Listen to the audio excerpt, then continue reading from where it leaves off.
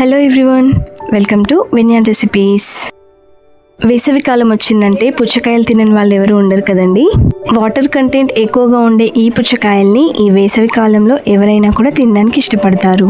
సాధారణంగా మనం పుచ్చకాయలు కొనుక్కున్నప్పుడు అందులోని రెడ్ పార్ట్ని మాత్రమే తినేసి వైట్ పార్ట్ ఎందుకు పనికిరాదని చెప్పేసి పడేస్తూ ఉంటాం కదా. ఈ రోజు నేను షేర్ చేసే ఈ వీడియోని మీరు పూర్తిగా చూసిన తర్వాత ఇంకెప్పుడు కూడా పుచ్చకాయలోని వైట్ పార్ట్ని పడేయమన్నా పడేయరు.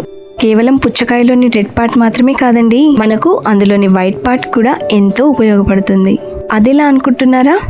ఈ వీడియోని మీరు పూర్తిగా చూడండి, మీకే అర్థమవుతుంది. మరి లేట్ చేయకుండా పుచ్చకాయ తొక్కతో ఉన్న ఉపయోగాలేంటో తెలుసుకోవడానికి వీడియోలోకి వెళ్ళిపోదాం.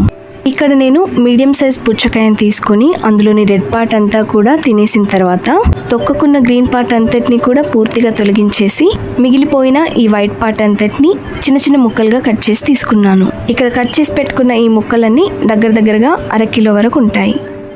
ఇప్పుడు స్టవ్ వెలిగించి దానిపైన ఏదైనా ఒక పాత్ర పెట్టుకొని అది కాస్త వేడైన తర్వాత అందులో 2 టేబుల్ స్పూన్ల వంట నూనెను వేసుకోవాలి. ఈ నూనె ఎక్కువ అవ్వదండి, ఒకవేళ మీకు ఎక్కువగా అనిపిస్తే కొంచెం తగ్గించి వేసుకోండి.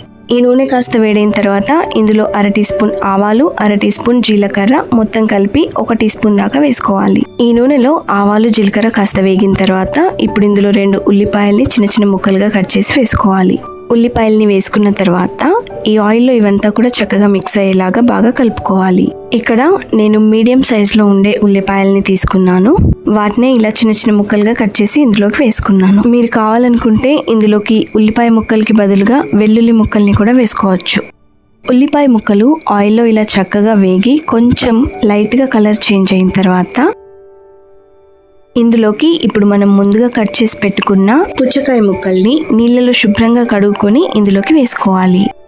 పుచ్చకాయ ముక్కల్ని వేసుకున్న తర్వాత ఒకసారి గరిటెతో వీటన్నిటిని బాగా మిక్స్ చేసుకోవాలి. ఇలా ఒకసారి బాగా మిక్స్ చేసుకున్న తర్వాత ఇప్పుడు మంటని మీడియం ఫ్లేమ్లో ఉంచుకొని దీనిపైన మూత వేసుకొని ఉడికించుకోవాలి. ఒక 3 నిమిషాల తర్వాత మూత తీసి చూసినట్లయితే ఇక్కడ పుచ్చకాయ ముక్కలు అనేవి కొంచెం సాఫ్ట్గా అయి ఉంటాయి. ఇప్పుడు ఇందులోకి ఒక పెద్ద సైజు టమాటాని చిన్న చిన్న ముక్కలుగా కట్ చేసుకొని వేసుకోవాలి. టమాటా ముక్కల్ని వేసుకున్న తర్వాత వెంటనే ఇందులోకి రుచికి తగ్గ ఉప్పును వేసుకున్నట్లయితే టమాటా ముక్కలతో పాటు ఇక్కడ పుచ్చకాయ ముక్కలు కూడా తొందరగా ఉడికిపోతాయి. ఉప్పును వేసుకున్న తర్వాత ఈ ముక్కలన్నిటిలోకి ఉప్పు చక్కగా పట్టేలాగా ఒకసారి బాగా మిక్స్ చేసుకోండి. మీరు ఎప్పుడైనా పుచ్చకాయ ముక్కలతో ఇలాంటి రెసిపీ చేస్తున్నట్లయితే నాకు కమెంట్లో తెలియజేయండి. ఇలా బాగా మిక్స్ చేసుకున్న తర్వాత ఇప్పుడు దీనిపైన మూత పెట్టుకొని ఉడికించుకోవాలి. 5 నిమిషాల తర్వాత మూత తీసి చూసినట్లయితే పుచ్చకాయ ముక్కలు, టమాటా ముక్కలు అనేవి చక్కగా ఉడికిపోయి ఉంటాయి. ఇప్పుడు ఇందులోకి 1 టీ స్పూన్ పసుపును వేసుకొని 1 టేబుల్ స్పూన్ కారంని కూడా వేసుకోవాలి. మీరు మీ రుచికి తగ్గ కారాన్ని అడ్జస్ట్ చేసుకోండి.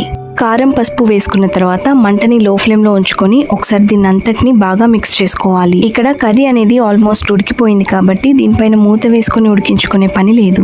ఇప్పుడు ఇందులోకి 1/2 టీ స్పూన్ మెంతుల పొడిని అలాగే 1/2 టీ స్పూన్ ఆవాల పొడిని కూడా వేసుకోండి.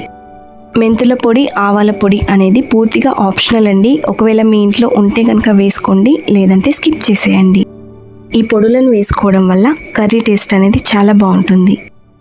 ఇప్పుడు ఒకసారి ఈ కర్రీ అంతటిని బాగా మిక్స్ చేసుకోండి.